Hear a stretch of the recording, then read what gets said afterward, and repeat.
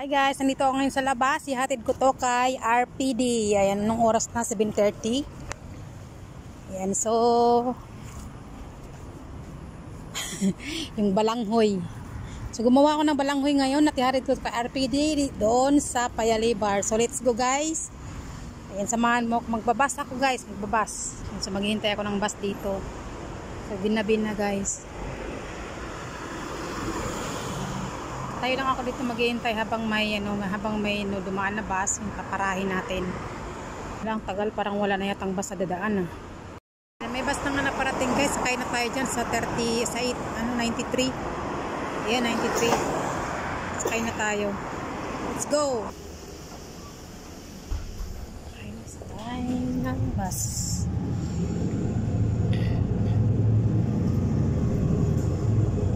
Maulan kasi dito kanina guys, kaya yan yung ano nila. Maulan. Gabi na. Gabi na nagagala pa ako.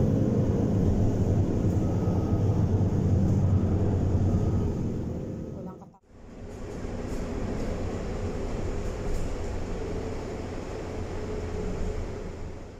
Ayan o. At kailangan ko ulit lakarin hanggang doon sa mall. And then sasakay ulit ako ng bus sa punta kay RPD. Ayan, so doon ako bumaba.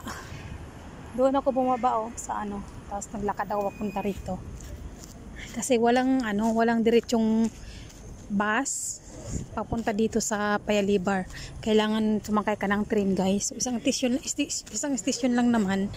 Kaya naglakad na lang ako. Maiksi pa lang yung nilakad ko pero pinawisan na ako.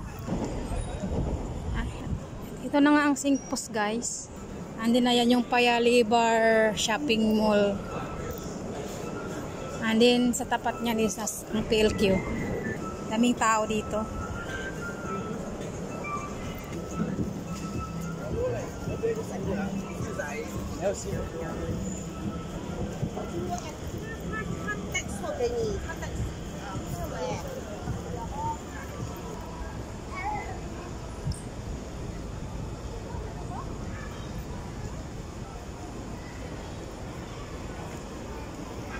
Ayan, nandun dito sa kaya ng bus, punta sa kanila ni RPD, dyan sa may light. So mag-aabang tayo ng bus, punta sa kanila. Dito na ako sa bus stop guys. Abang na lang tayo ng bus, no? 43, 143 at saka 134 daw. Ayan, 2 bus stop. Queen of Peace.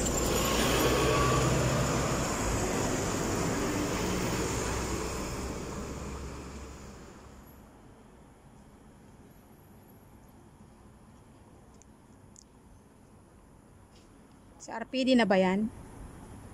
Si RPD nga. Si RPD.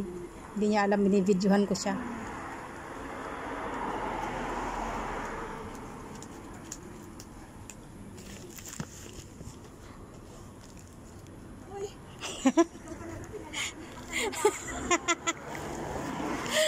Hello.